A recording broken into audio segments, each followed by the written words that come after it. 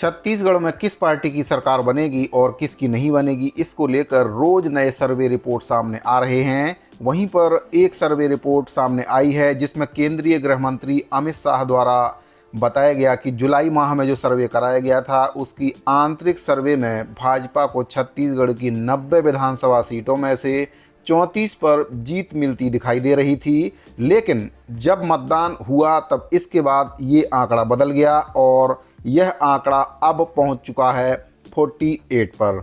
यानी कि मतदान के बाद पार्टी की समीक्षा बैठकों में यह बात सामने आई।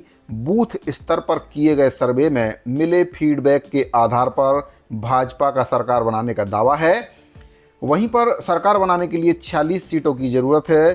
सरकार बनाने के लिए 46 सीटों पर जीत जरूरी होती है। ऐसे में अब इस आंकड़े से भाजपा काफ़ी उत्साहित नज़र आ रही है।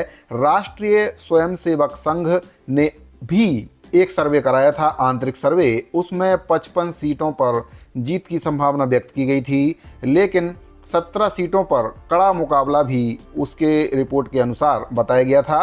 आंकड़े बढ़ने के प्रमुख कारणों में चुनाव के 3 महीने पहले ही जो 21 सीटें थी उन पर प्रत्याशियों के नाम की घोषणा करना बताया जा रहा है। प्रभावी घोषणा पत्र और प्रधानमंत्री, केंद्रीय गृह मंत्री के साथ साथ सभी विधानसभा सीटों पर 150 से अधिक दूसरे राज्यों के विधायकों की निगरानी को माना जा रहा है। आपको बता दें कि विधानसभा चुनाव 2018 में भाजपा को 15 सीटें ही मिल पाई थीं, जबकि कांग्रेस को 68 सीटों के साथ भारी बहुमत मिला था। बाद में उपचुनाव के बाद यह आंकड़ा 71 तक पहुंच गया था। भाजपा के प्रदेश अध्यक्ष अरुण साव जी ने कहा कि हमने बूथ स्तर पर समीक्षा की है। अरुण साव जी के द्वारा बताया गया कि अगर हम सभी आंकड़ों की बात ना भी करें तब पर भी इतना तय है कि छत्तीसगढ़ में भाजपा की सरकार भारी बहुमत से बन रही है। आपको बता दें कि छत्तीसगढ़ में दोनों चरणों का जो मतदान है वह संपन्न हो चुका है और उम्मीदवारों की किस्मत ईवीएम में कैद हो चुकी है, जिसका फैसला 3 दिसंबर को होगा। लेकिन मतगणना से पहले ही लोगों में इस बात की उत्सुकता काफ़ी देखी जा रही है कि प्रदेश में किस पार्टी की सरकार बन रही है। हालांकि राजनीतिक दलों ने वोटिंग परसेंटेज के आधार पर भाजपा और कांग्रेस दोनों ही जो पार्टियों के उम्मीदवार हैं उनके द्वारा ये दावा किया जा रहा है कि हमारी सरकार बन रही है।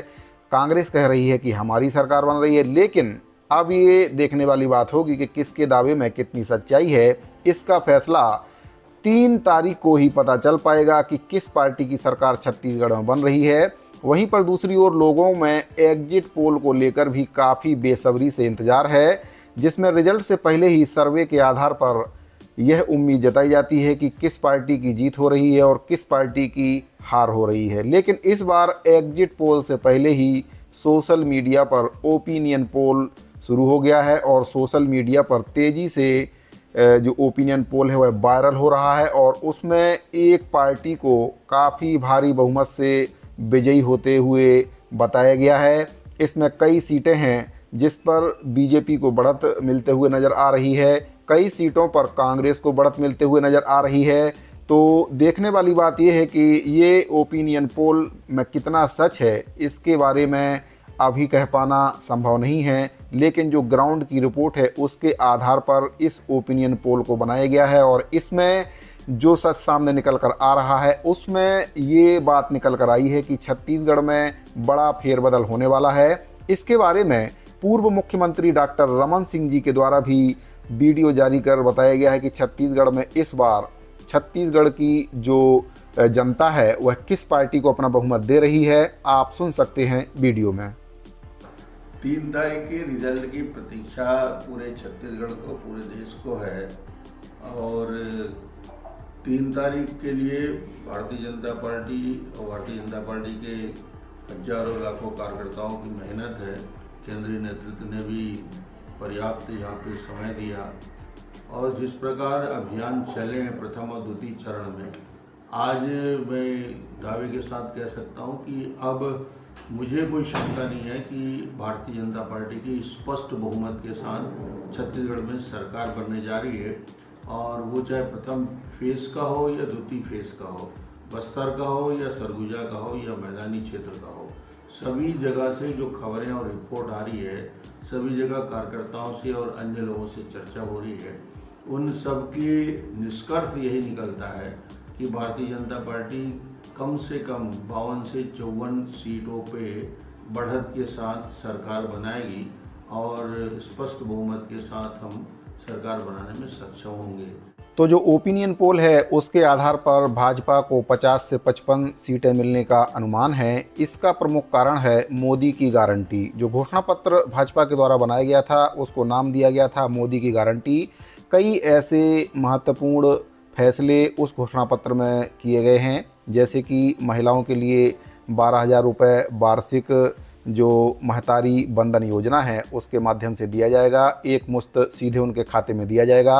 3100 रुपये धान खरीदी का जो निर्णय घोषणा पत्र में लिया गया है उसमें भी जो राशि है वह एक मुश्त किसानों के खाते में डाली जाएगी। वहीं पर सबसे बड़ा जो घोषणा पत्र में वादा किया गया है, जिसको मोदी गारंटी नाम दिया गया है, कि जो प्रदेश के लाखों अनियमित संविदा और दैनिक वेतनभोगी कर्मचारी हैं जो कई वर्षों से अपने नियमितीकरण की बाट जोड़ रहे हैं। वर्तमान सरकार के द्वारा भी घोषणा पत्र में ये बात शामिल की गई थी कि अगर छत्तीसगढ़ में कांग्रेस पार्टी की सरकार बनती है तो इन कर्मचारियों का नियमितीकरण किया जाएगा, रिक्त पदों में किसी भी कर्मचारी की छंटनी नहीं की जाएगी, प्लेसमेंट और ठेका प्रथा को समाप्त किया जाएगा। लेकिन कांग्रेस पार्टी ने अपना वादा नहीं निभाया है, तो कहीं ना कहीं जो अनियमित कर्मचारी हैं उनका झुकाव भी बीजेपी की ओर देखने को मिला है।